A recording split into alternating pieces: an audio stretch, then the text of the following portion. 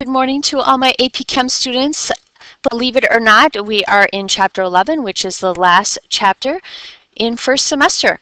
So this one is about solutions, and we are kind of in the middle of the notes, going to be jumping around depending upon some things that we're going to be doing in class. But solution composition is something that you should have quite a bit of familiarity with. And the one thing I do want you to take a second and look at this chart is that when we think of a solution, we know that a solution is made up of two parts. It's made up of a solute, that is the part being dissolved, into a solvent, which is the substance doing the dissolving, but we often think of a salt substance dissolved in water. So we're always thinking of a solid solute dissolved in liquid water. And if you look at this chart, you can see that we can have all phases, solid, liquid, and gas.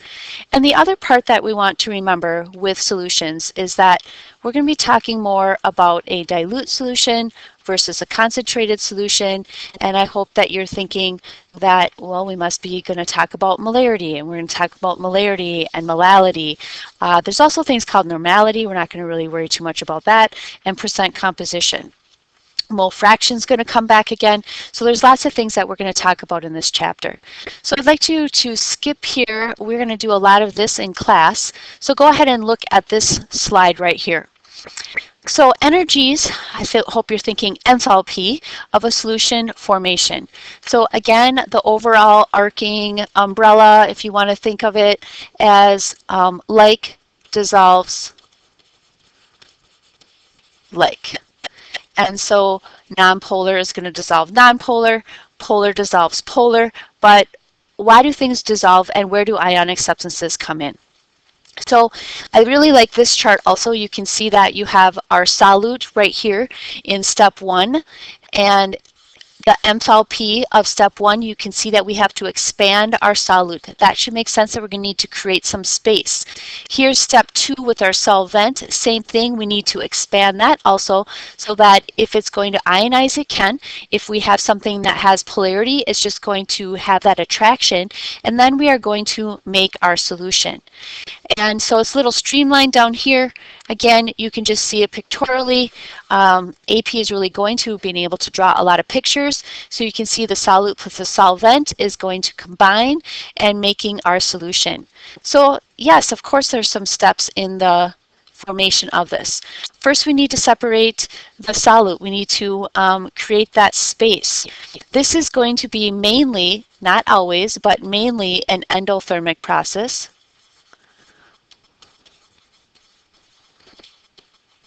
And the endothermic process, as we talked about in the last chapter, how you have to take that energy in to break the bond.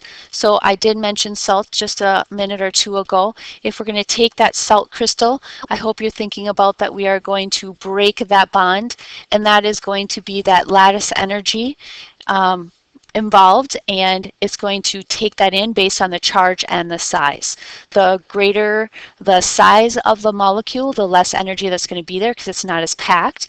However, for transferring more electrons, you're going to need more lattice energy. So we need to separate the solute. We also need to make sure we're paying attention to overcoming molecular forces in a solvent to make room for the solute. If there isn't room, there isn't going to be any dissolving. Again, this is also going to be mainly an endothermic process, so I'll just write that like that. And again, we have to overcome, most of the time the solute that we are talking about, universal solute, is going to be water. We have a few other things that we will be using. If this is the case, we need to overcome intermolecular forces. And some of those intermolecular forces, especially in water, is going to be hydrogen bonding. But the others that you should know about are dipole-dipole and LDF.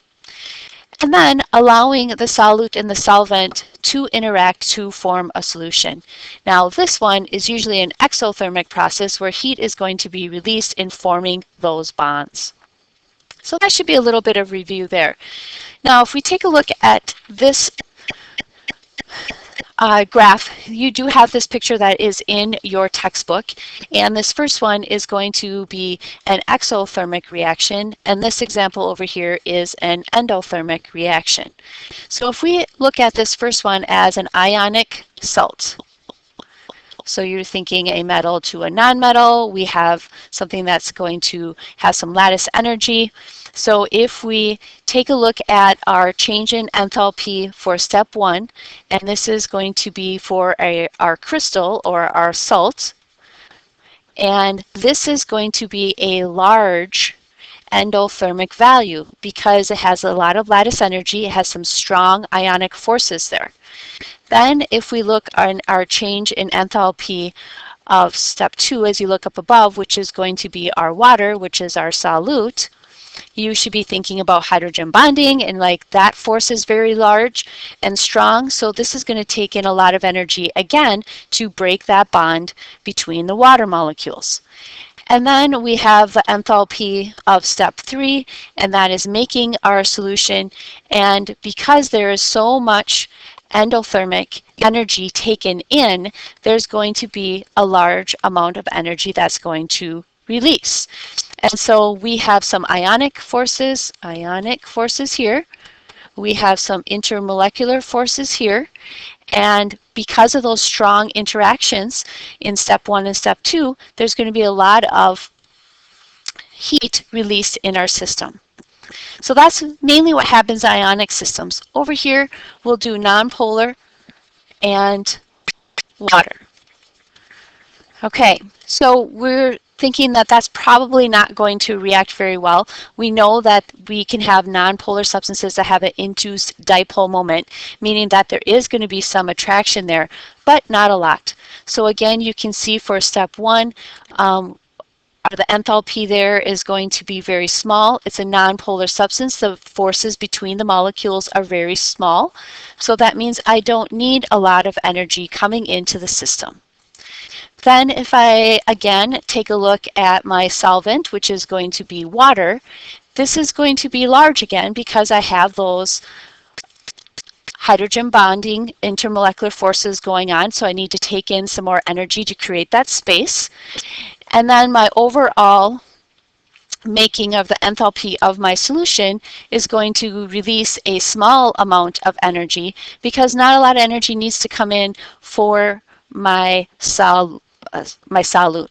So there's little interaction between the water and, let's say, oil. They will dissolve ever so slightly, but the amount of energy exchange is not much to record. So that's what our chart up here is trying to show you. So you can see with my ionic, the enthalpy that's been taken in to create my solution, very large amount of it's being released. And then you can see over here that there's not a lot of difference between making the heat of the solution. So then the very last point here is I hope that you can take a look at, we're bringing entropy back into here. If I remove this barrier, we know that the gas molecules are going to mix. So my change in entropy is going to increase, meaning I have more randomness going on. And so if I could take a look at that this is going to be change in enthalpy of our solution, there's going to be some exothermic values. There's going to be a small amount of energy that has to be taken in because those molecules are going to want to move around. And so I can say that my solution will form. And I know this is a very simplistic idea here, but it is something that you'll be able to explain to a lot of reactions that are taking place. And remember that nature wants things to have less energy, and so that solutions forming is something that nature can do. Okay, so that is the end of our first podcast. There will be one more, that's the second half of the chapter. So I hope you have a wonderful night, and I will see you soon in class.